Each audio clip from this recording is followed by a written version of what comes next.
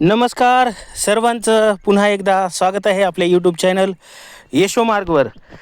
शिक्षक मित्रांनो, आजच्या या व्हिडिओमध्ये आपण पाहणार आहोत TET डिसेंबर 2025मध्ये 2025मध्ये जी डिसेंबर आता लास्ट जी झालेली आहे TET, त्या TETमध्ये सामाजिक शास्त्र पेपर क्रमांक 2 है ना, पेपर 2मध्ये सामाजिक शास्त्राचे जे 60 प्रश्न आहेत, या 60 प्रश्नांचं या ठिकाणी विश्लेषण आपण पाहणार आहोत. अलीकडे झालेली ही परीक्षा असल्यामुळे तुम्हाला प्रश्नांची काठिण्य पातळी, प्रश्नांचे प्रकार या सर्व गोष्टींचा या ठिकाणी सराव होईल. व्हिडिओ शेवटपर्यंत पहा. सुरुवात करू पहिल्या प्रश्नाला. प्रश्न पहिला, हडप्पा संस्कृतीच्या उत्खननात आढळणाऱ्या मुद्रा डॅश डॅश नावाच्या दगडापासून बनवल्या जात. तर त्या स्टिएटाईट नावाच्या दगडापासून बनवल्या जात असत. पुढचा प्रश्न, पुढीलपैकी अचूक साखळी ओळखा. अचूक साखळी ओळखायची आपल्याला. सम्राट चंद्रगुप्त मौर्य, जुनागडजवळ त्यांनी सुदर्शन तलावाची बांधणी केली, ही योग्य साखळी आहे. बाकीच्या साखळ्या ज्या आहेत ह्या चुकीच्या आहेत, कारण की त्यांचं कालानुक्रमे योग्य क्रम लागत नाही. त्यानंतर पुढील प्रश्न क्रमांक 93, पुढीलपैकी चुकीची जोडी ओळखा. चुकीची जोडी जी आहे ती आहे प्रथम क्रमांकाचीच आहे, भारवी कुमार संभव. तर या ठिकाणी कुमार संभव ही जी साहित्यकृती आहे, तर भारवी यांनी नाही, तर ती कालिदास यांचं महाकाव्य आहे. म्हणून या ठिकाणी आपण कुमार संभव हे पहिलं जे ऑप्शन आहे हे याचं चुकीची जोडी आहे असं आपण म्हणू शकतो. त्यानंतर बघा प्रश्न 94, ठीक आहे. योग्य जोड्या जुळवा. अ गट ब गट. या ठिकाणी पहा, मंत्री जो असायचा तो काय असायचा, पत्रव्यवहार करायचा. अमात्य जो होता राजाचा जमा खर्च पाहायचा. आणि सुमंत जो असायचा तो परराज्याशी संबंध ठेवणे हे त्याचं कार्य असायचं. तर त्या क्रमानं काय होईल, 1चं 3 म्हणजे अचं 3 या ठिकाणी आहे आणि दुसरं कुठंच नाही, म्हणजे ऑप्शन क्रमांक 1 हे त्याचं योग्य उत्तर आहे. या ठिकाणी मी हे डार्क केलं पण हे त्याचं उत्तर नाही, ठीक आहे. तर समजून घ्या, मंत्री हा पत्रव्यवहार सांभाळायचा, अमात्य जो असायचा तो राज्याचा जमा खर्च पाहायचा, त्याला अर्थमंत्रीसुद्धा आपण म्हणू शकतो, आणि सुमंत जो होता परराज्यमंत्री त्या ठिकाणी असायचा.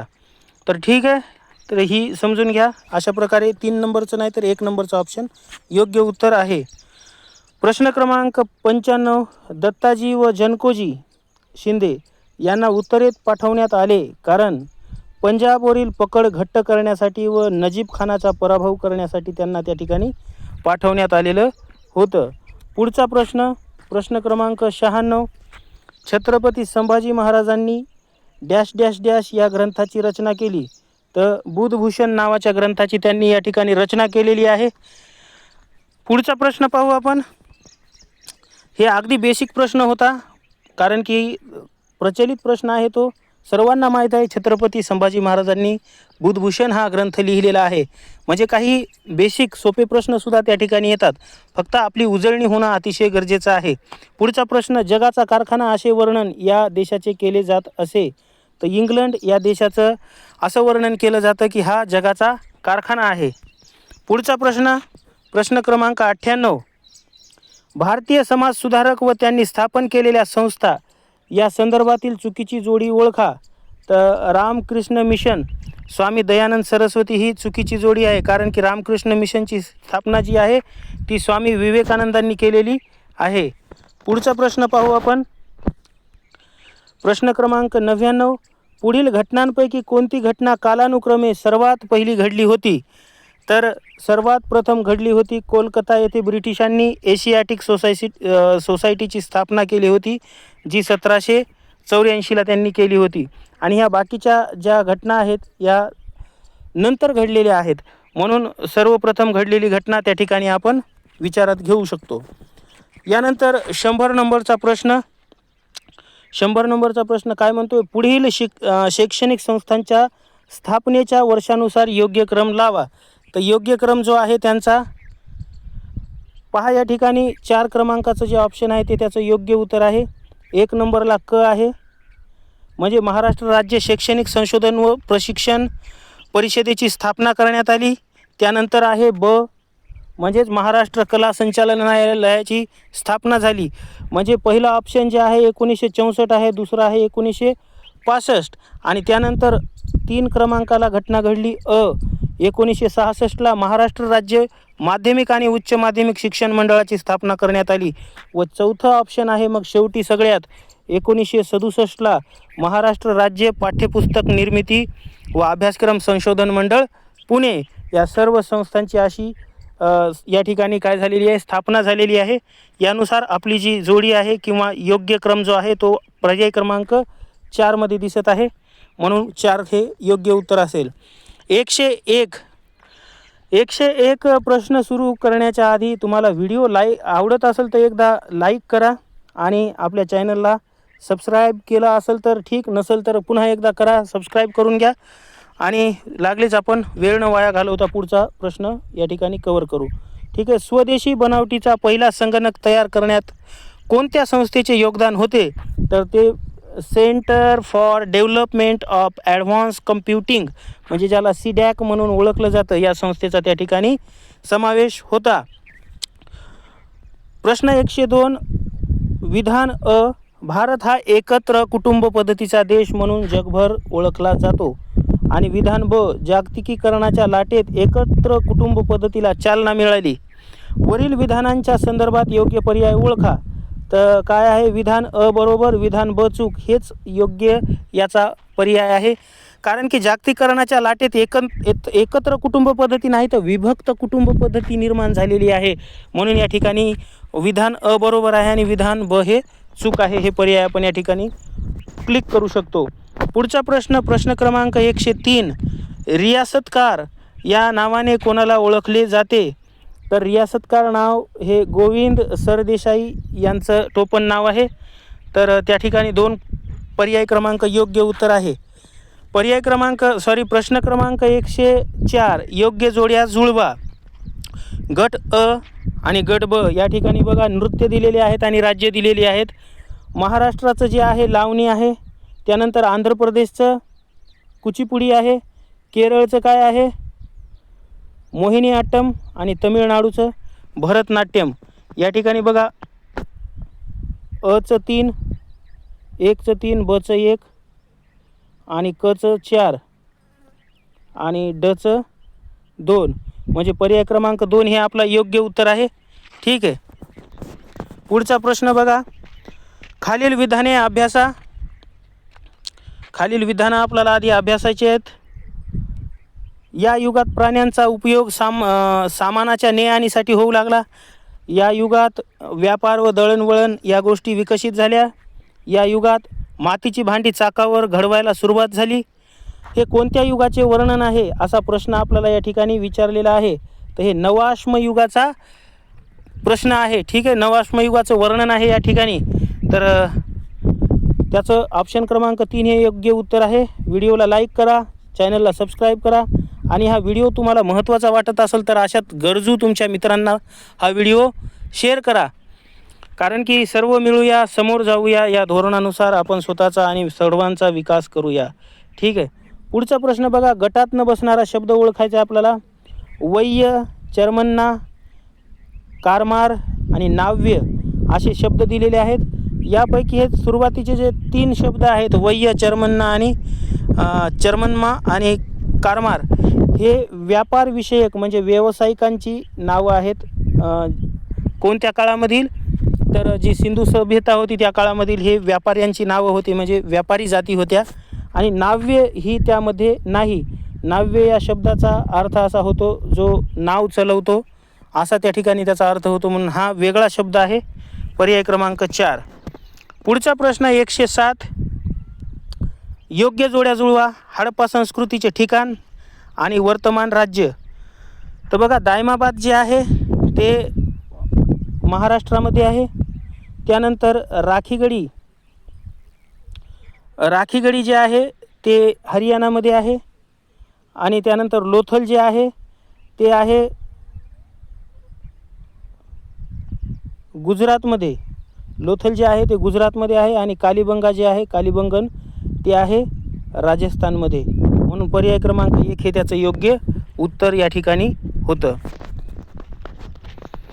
प्रश्न 108. 1857च्या स्वातंत्र्य लढ्याशी संबंधित घटना योग्य कालानुक्रमे मांडा.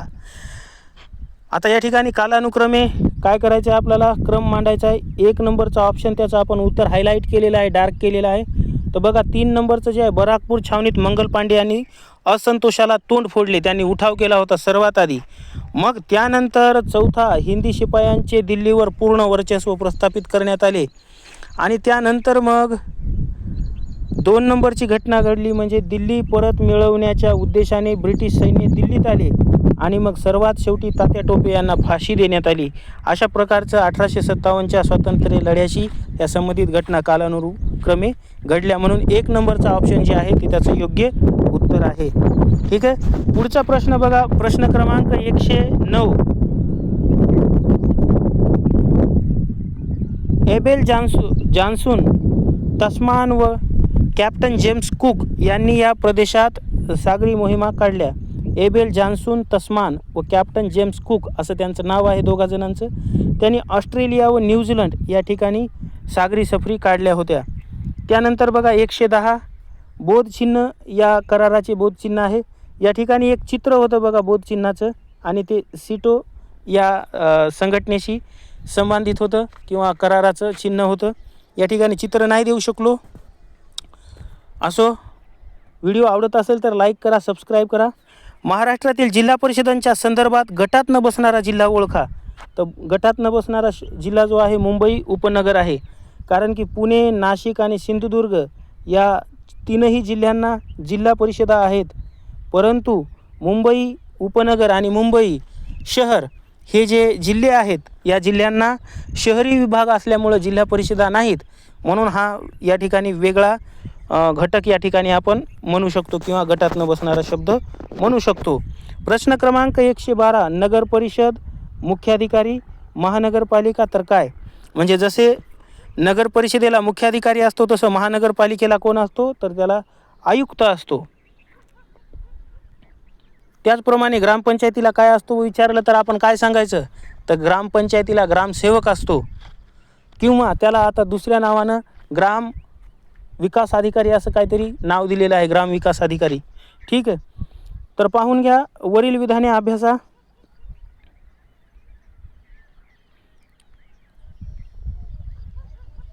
या ठिकाणी वरील विधाने अभ्यासा असं लिहिले, वास्तविक ते खालील विधाने अभ्यासा असं आहे. हे विधान संविधान इसवी सन 1789 मध्ये अंमलात आले. या संविधानात केवळ 7 कलमांचा समावेश होता. हे संविधान लिखित स्वरूपाचे आहे. वरील विधाने कोणत्या देशाच्या संविधानाच्या संदर्भात आहेत, तर हे अमेरिकेच्या संविधानाच्या संदर्भात गोष्टी आहेत लिहिलेल्या.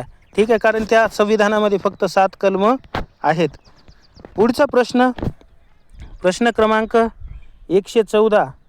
प्रश्न क्रमांक 114. आम्ही भारताचे लोक या शब्दांनी संविधानाच्या डॅश डॅश सुरुवात होते. उद्देशिकेची सुरुवात होती, कारण उद्देशिकेमध्येच काय आहे, आम्ही भारताचे लोक असं त्या ठिकाणी लिहिलेलं आहे. बघा किती साधारण आणि किती सोपे प्रश्न त्या ठिकाणी होते. म्हणून एवढं TETला न घाबरून जाता फक्त इमाने ईदद्वारे अभ्यास करा. तुमचं TET नक्कीच क्लिअर होईल.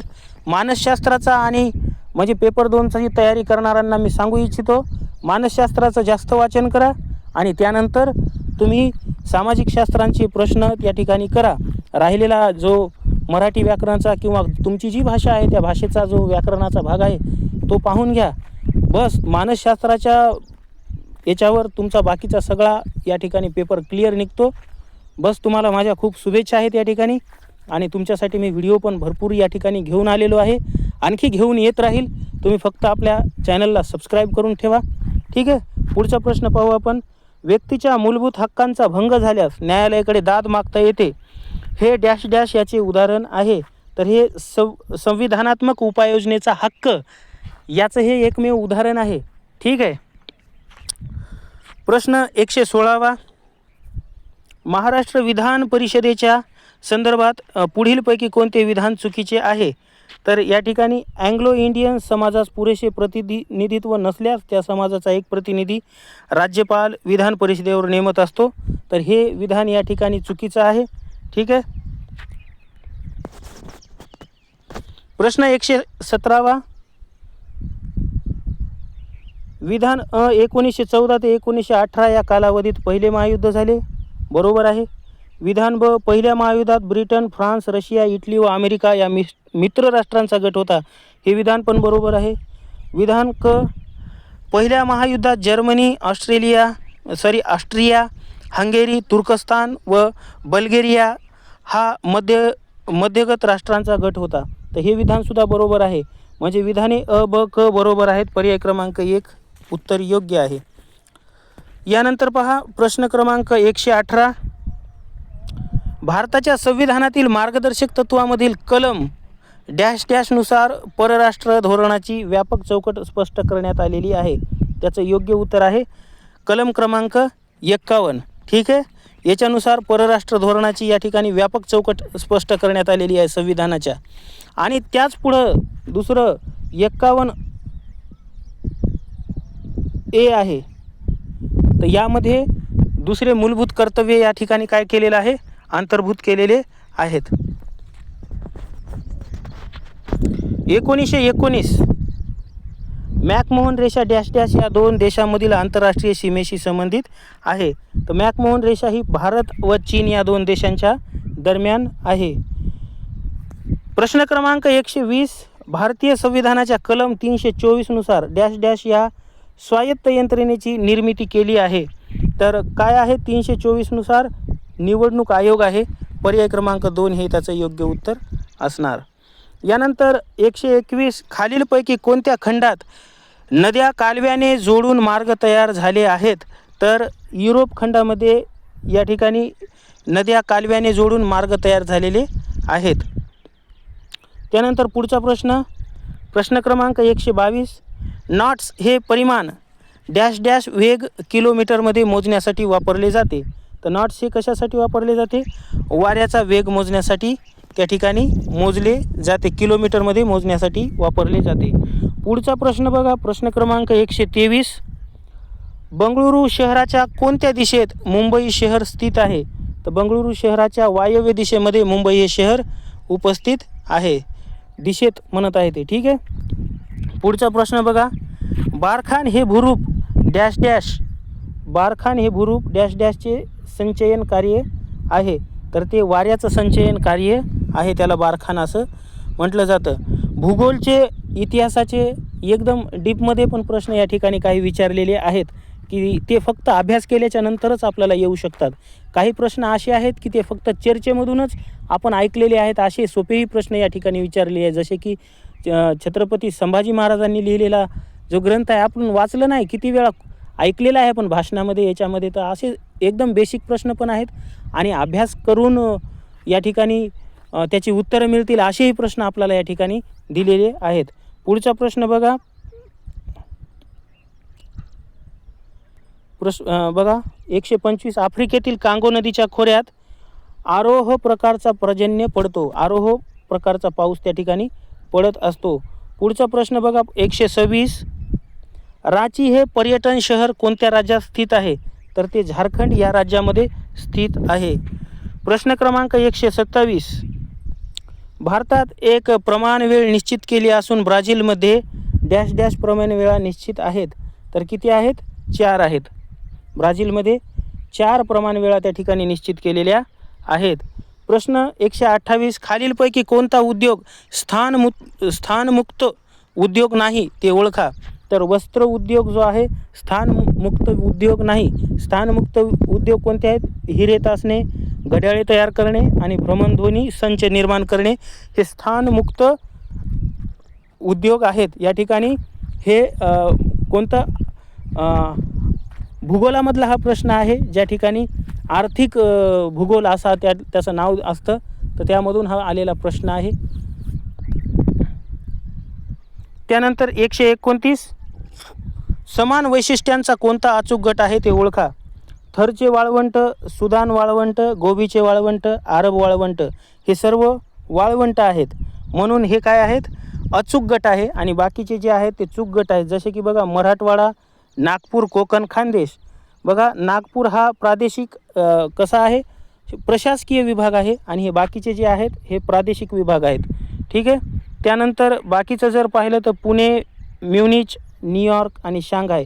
पुणे हे आपल्या महाराष्ट्रातलं शहर आहे आणि हे बाकीचे जे आहेत हे विदेशी शहर आहेत. त्यानंतर 4 नंबरचं जे ऑप्शन आहे पश्चिम घाट, रॉकी, उरल आणि तिबेट. यामध्ये तिबेट हे देश आहे आणि बाकीचे जे आहेत हे पर्वत आहेत. अशा प्रकारे ते वेगळा घट त्या ठिकाणी आपल्याला एक दिसून येतो. असो 130 भूस्थळदर्शक नकाशात नद्यांचे मार्ग कोणत्या रंगाने निर्देशित केले जातात. अत्यंत तिसरीच्या पुस्तकामध्ये अशा प्रकारची माहिती दिलेली आहे की नकाशामध्ये निळ्या रंगाने काय दाखवलेलं असतं, नद्या दाखवलेल्या असतात. हिरव्या याने त्या ठिकाणी वन्य दाखवलेलं असतं. ठीक आहे, तर आपण या ठिकाणी पर्याय क्रमांक 2 हे योग्य उत्तर म्हणू की नदीसाठी निळा रंग वापरला जातो. 131वा प्रश्न, डॅश डॅश ही नदी पश्चिम वाहिनी नदी म्हणून ओळखली जाते. तर नर्मदा नदी जी आहे पश्चिम वाहिनी नदी आहे. महानदी, गोदावरी, कावेरी ह्या काय आहेत, पूर्व नद्या आहेत. पुढचा प्रश्न पाहू आपण. प्रश्न क्रमांक 132, भारतातील जागृत ज्वालामुखी डॅश डॅश येथे पाहावयास आपल्याला मिळतो. तर अंदमान बेट आहे ना, बॅरन बेट या ठिकाणी तो काय मिळतो आपल्याला पाहायला मिळतो. जो जागृत ज्वालामुखी आहे त्या ठिकाणी आपल्याला रोजच्या रोज ज्वालामुखीचे उद्रेक पाहायला मिळत असतात. ठीक आहे, हवा कोरडी व उष्ण असल्यास बाष्पीभवनाचा वेग वाढतो. त्यानंतर पुढचा प्रश्न, प्रश्न क्रमांक 134, आफ्रिका खंडातील 3 पर्वतीय शिखरे विषुववृत्तावर असून बर्फाच्छादित असतात कारण ही शिखरे हिमरेषेपेक्षा जास्त उंचीवर आहेत. प्रश्न क्रमांक 135, बोरियल वने हा डॅश डॅश वन प्रकारात येतो. तर हे समशीतोष्ण कटिबंधीय वने आहेत. काही संदर्भानुसार याला तैगा वने किंवा सूचीपर्णी वनेही असं म्हणत असतात. प्रश्न क्रमांक 136, तापमान बदलास संवेदनशील द्रव्य घटक अल्कोहोल तापमापित डॅश डॅश इतका गोठणबिंदू दर्शवतो. तर ते किती दर्शवतो, -103 डिग्री दर्शवत असतो. हे इथेनॉलचं सुद्धा याच्यामध्ये समावेश होत असतो. ठीक आहे. 137 दूरसंचार सेवेच्या विकासामुळे देशाचा आर्थिक विकास होऊ शकतो कारण त्वरित व अधिक क्षेत्रात संपर्क साधता येतो म्हणून. पुढचा प्रश्न 138, भूगोलात नकाशाशास्त्र तंत्राचा अभ्यास करण्यासाठी डॅश डॅश या विषयाचे आकलन आवश्यक असते. तर कशाचे, संख्याशास्त्राचे आकलन त्या ठिकाणी असणे गरजेचे असते. 139 मध्ये पनामा कालवा पुढीलपैकी कोणत्या 2 महासागरांना जोडतो ते शोधा. तर अटलांटिक महासागर व पॅसिफिक महासागर या दोन्हीला पनामा कालवा या ठिकाणी जोडतो. पर्याय क्रमांक 1 हे एक योग्य उत्तर आहे. कॅरिबियन समुद्रात निर्माण होणारी चक्रीवादळे डॅश डॅश नावाने ओळखली जातात. तर त्यांना हरिकेन्स असं म्हटलं जातं. 141 वाळूचा दांडा हे भूरूप या बाह्यकारकामुळे तयार होते. तर सागरी लाटा या बाह्यकारकामुळे ते तयार होत असतं. 142 खालीलपैकी कोणता प्रदेश साखर कारखाने स्थापन करण्यास अधिक योग्य आहे. तर ऊस उत्पादक क्षेत्राजवळ हे त्यासाठी काय आहे, प्रदेश साखर कारखाने स्थापन करण्यास अधिक योग्य आहे. कारण की त्याचं बघा उत्तर दिलेलं आहे, ऊस हे वजन घटित आणि नाशवंत कच्चे अन्न असल्याने साखर कारखाने ऊस क्षेत्राजवळ स्थापन केलेले असतात. आणि समग्र आपल्या महाराष्ट्रामध्ये तशीच परिस्थिती आपल्याला पाहायला येते. आपल्या जवळच्या परिसरामध्ये भरपूर ऊसाचे कारखाने असतात की त्या जवळच्या कारखान्यावर त्या ठिकाणी ऊस घेऊन जातात सर्वजण. ठीक आहे. प्रश्न 143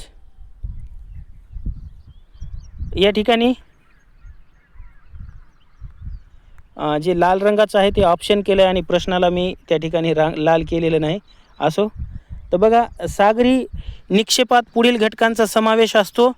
तर अतिसूक्ष्म माती, सागरी वनस्पती व प्राण्यांचे जीवाश्म हे त्याचं योग्य उत्तर आहे. सागरी निक्षेपात आपल्याला काय काय पाहायला मिळतं, अतिसूक्ष्म माती मिळते, सागरी वनस्पती मिळतात व प्राण्यांचे जीवाश्मसुद्धा त्या ठिकाणी आपल्याला पाहायला मिळतात. ज्वालामुखी लावा व राख कशाला मिळेल आपल्याला त्याच्यामध्ये पाहायला. प्रश्न 144 किती वाजले असतील ते सांगा. रेखावृत्त 15° पासून ते 90° किती वाजले असतील असं आपल्याला विचारलेलं आहे. या ठिकाणी त्यांनी वेळ दिलेली आहे. 15° दुपारचे 12 वाजले होते, तर 90° किती वाजले असतील असा आपल्याला प्रश्न विचारलेला आहे. म्हणजे या ठिकाणी बघा 15 पासून ते 90 किती गेलेले असतील ते, तर ते 75° समोर गेलेले असतात है ना. रेखावृत्त 75 रेखावृत्त त्या समोर ते गेलेले आहेत. आणि एक या ठिकाणी आपल्याला सांगावंसं वाटतं की एका रेखावृत्ताच्या दरम्यान त्या ठिकाणी एका रेखावृत्ताच्या दरम्यान 4 मिनिटांचं अंतर असतं. म्हणजे 75 गुणिले 4 म्हणजेच किती होतात, 300 होतात. आणि 300ला जर 60नं भागलं आपण तर काय होतं, 6 × 6 6 × 35 म्हणजे 5 तासाचा फरक पडतो. म्हणून दुपारचे 12 वाजले असतील तर सायंकाळचे त्या ठिकाणी 5 वाजतील. अशा प्रकारे पर्याय क्रमांक 1 हे त्याचं योग्य उत्तर असणार आहे. त्यानंतर पहा 22 जून रोजी उत्तर ध्रुवावर डॅश डॅश तासांचा दिवस असतो. तर 22 जून रोजी काय असतो, 24 तासांचा दिवस असतो ध्रुवावर. पुढचा प्रश्न, हिमरस्ते याचा अर्थ पुढीलपैकी काय. तर हिवाळ्यात गोठलेल्या जलमार्गावर तयार करतात ते रस्ते म्हणजेच काय असतात, हिमरस्ते असतात. ठीक आहे. पुढचा प्रश्न पहा 147 आहे. लोकसंख्येचे वितरण काही प्रदेशात दाट असते कारण शेती व उद्योगधंद्यांचा विकास अधिक असतो. ज्या ठिकाणी खायला अन्न, प्यायला पाणी आणि राहायला जागा आहे त्या ठिकाणी लोकवस्ती उदयाला आलेली असते. म्हणून जेथे शेती व उद्योगधंद्यांचा विकास अधिक असतो त्या ठिकाणी लोकसंख्येचे वितरण काही प्रदेशात दाट आपल्याला पाहायला मिळते. पुढचा प्रश्न पाहू 148वा प्रश्न, साओ पावलो येथे मानवी वस्ती दाट आढळते कारण की कॉफी उत्पादनासाठी प्रदेश प्रसिद्ध आहे आणि त्यामुळे त्या ठिकाणी लोक भरपूर आहेत. प्रश्न 149वा, कमाल व किमान चलातील फरकाच्या मूल्याला त्याची डॅश डॅश असे संबोधले जाते. तर त्याला त्याची कक्षा म्हणून ओळखलं जातं. पुढचा प्रश्न 150वा प्रश्न आणि सर्वात शेवटचाही प्रश्न आहे तो, मळ्याच्या शेतीची वैशिष्ट्ये स्पष्ट होणारा अचूक गट ओळखा. तर डोंगर उतारावर अन्नधान्य उत्पादन नसलेली, तंत्रज्ञानाचा वापर कमी व भांडवल गुंतवणूक मोठी असलेली शेती म्हणजेच मळ्याची शेती. जसे की आसाम आणि जे भारताची पूर्व राज्य आहेत या ठिकाणी सगळे घेतली जातात. तर या ठिकाणची जो पर्याय क्रमांक 1 आहे ते त्याचं योग्य उत्तर आहे. मित्रांनो, तुम्हाला व्हिडिओ आवडला असेल तर व्हिडिओला लाईक करा, आपल्या चॅनलला सबस्क्राईब करा आणि हा व्हिडिओ तुमच्या इतर गरजू मित्रांसोबत शेअर करायला विसरू नका. भेटू पुढच्या व्हिडिओमध्ये. असे महत्त्वाचे व्हिडिओ तुमच्यासाठी मी घेऊन येतो. थोडीशी मेहनत करतो. माझे काही पेड कोणते कोर्सेस नाहीत, काय नाही. जे काय आहे ते या इमाने ईदद्वारे मी या यूट्यूब चॅनलवर देण्याचा प्रयत्न करतो. म्हणून तुम्ही फक्त चॅनलला सबस्क्राईब करा. एवढंच तुमचं सहकार्य, या एवढ्या मेहनतीचं कष्टाचं जे फळ तुम्ही मला द्याल ते फक्त एक सबस्क्राईब आणि एक लाईक याच्या माध्यमातूनच देणार आहात. तर मग तुम्ही ते करायला विसरू नका आणि भेटू पुढच्या व्हिडिओमध्ये. तोपर्यंत जय हिंद, जय भारत, वंदे मातरम, भारत माता की जय.